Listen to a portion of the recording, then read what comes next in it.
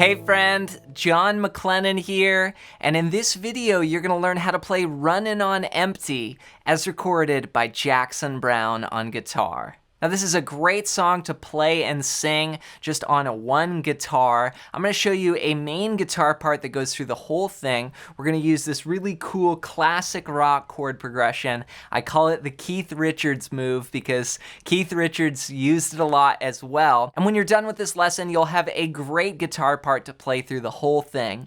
But before we jump in, if you're new here, I want to hook you up with a gift right away. I put together this awesome fretboard guide that's going to show you the 5 must-know chords and scales to map out the entire fretboard. And I use this when I'm playing anything on guitar. Even the chords that we're working on today connect in with this system. And I want to give it to you completely for free. Just go to johnmclennan.com/fretboard guide or use the first link down below to get your copy.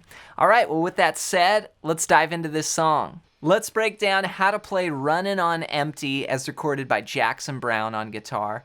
Now the tune kicks off with this 12-bar intro progression. And this is used for the intro, and it's also used for the guitar solo in the middle of the song. Let me play it for you first, and then I'll break it down. Here's what it sounds like. 1, 2, 3, 4.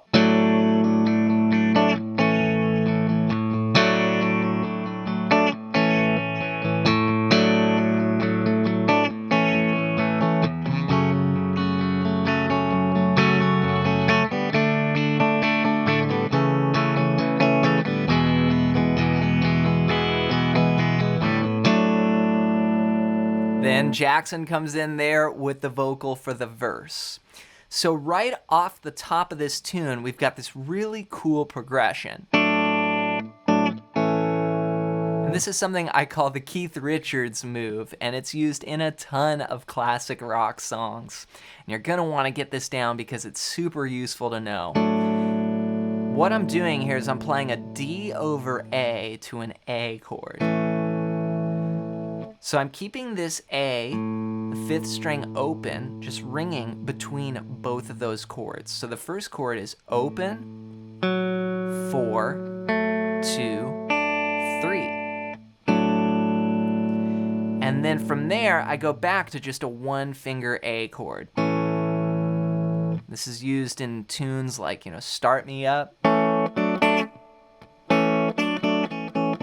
or a lot of Beatles songs. And what we're doing is we're going to play.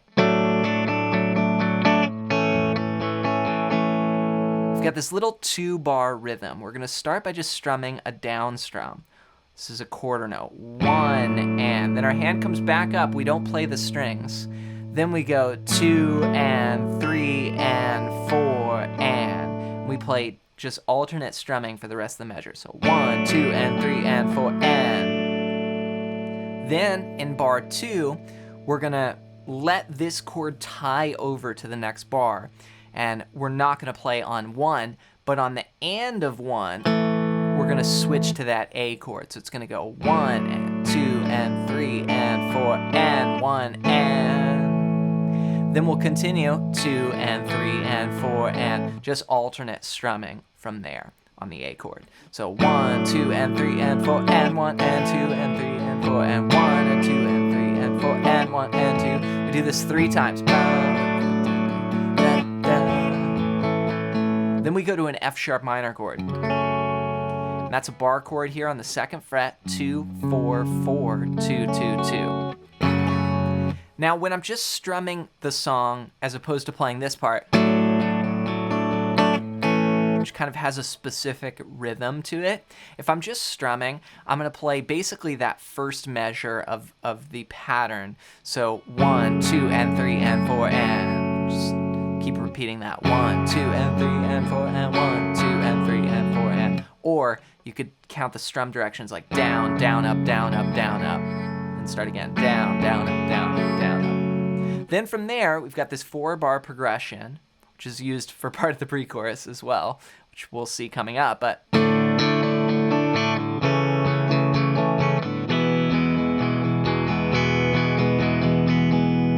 So I went to a D chord, just not the D over A, just straight up D from the 4th string down, open, 2, 3, 2.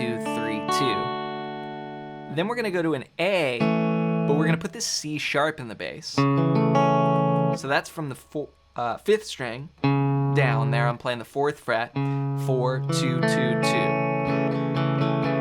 Then go to E, all 6 strings here on this chord. Open, 2, 2, 1, open, open.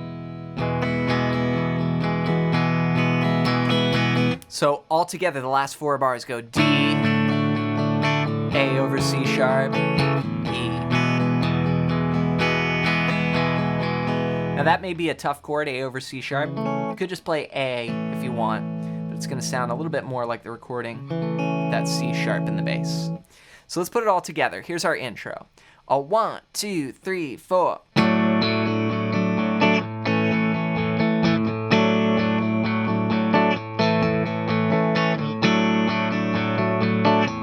F sharp minor, D, A over C sharp, E.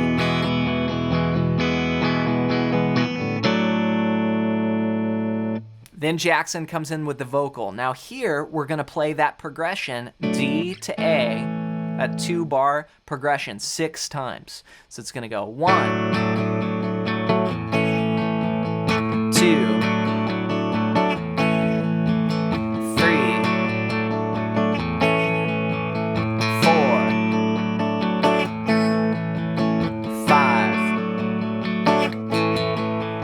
6. Then we do the pre-chorus, D, A over C sharp, E. That's like part of the intro there. Okay, so that's the verse and the pre-chorus. Then from there, we go on to the chorus. Now the chorus is just like the intro, but we're only gonna play the first part of it through to the F sharp minor. So it's gonna go.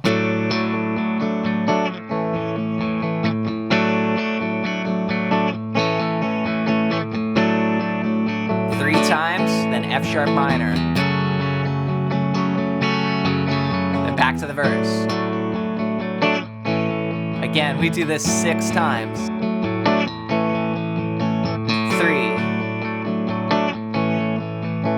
4, 5,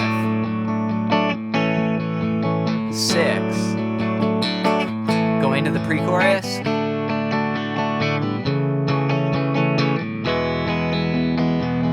Chorus. Running on empty.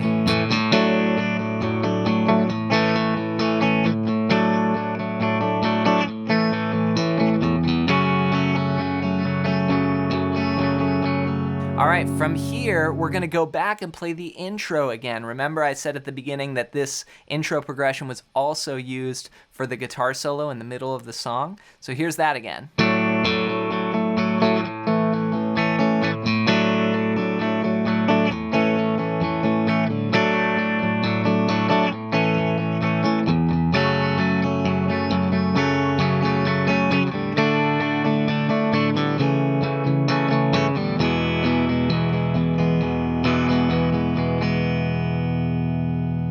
After the guitar solo, we go to the bridge, and we've got a 16-bar bridge. Here's the first 8 bars.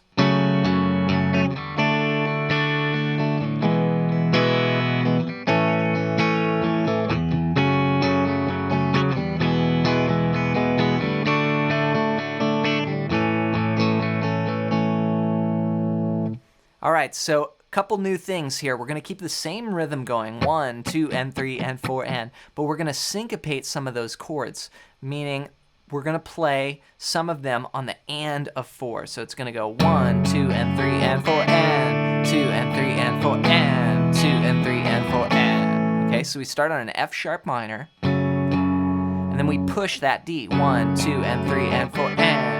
There's our D chord. Then we push the E chord, 1, 2, and 3, and 4, and 2, then push A. Then we go F sharp minor, E, D, A. So those are just right on the beat. So the first ones are pushed, and this is where Jackson Browne sings Everyone I Know.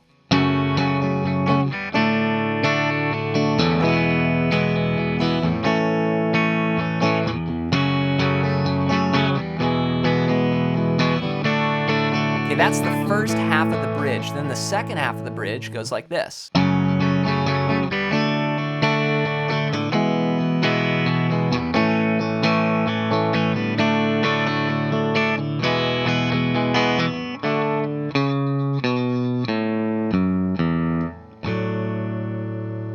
So what I played here was started off the same way, F sharp minor to D, E to A with those pushes. Then we go D to E back to D like this, D, E.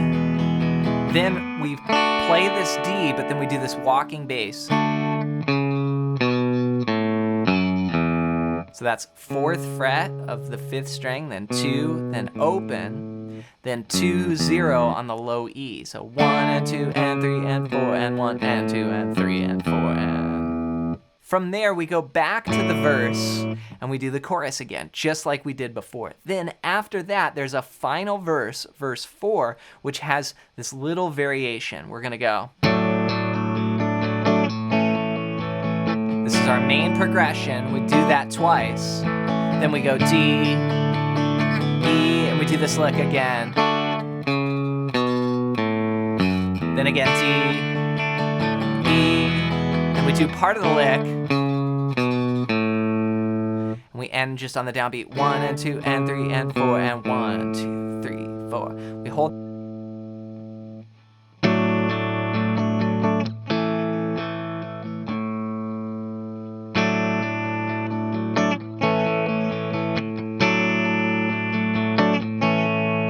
Now, some recordings just fade out there. There is a live one where they go back and they go.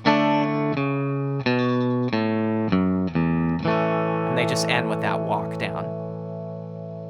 Take your time with this one. There are a number of sections. It's not just like one progression that goes through the whole thing, but a lot of the parts are very similar. So once you start getting those patterns together, you'll be able to go and play it along with the recording. And I recommend doing that. You know, once you get familiar with these sections, put on the track and try and play along.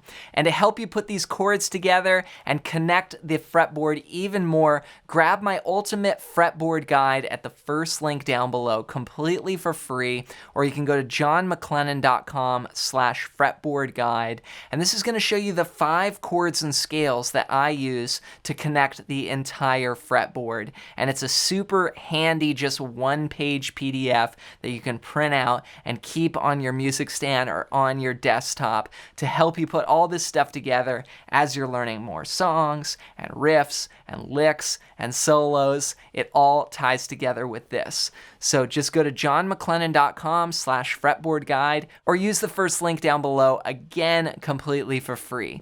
And before you go, I want to hear from you. Leave a comment and let me know your #1 struggle with guitar right now. Just comment it down below so I can make some future videos here on the channel helping you out. Thanks for your support with the lessons, and we'll see you in another one real soon.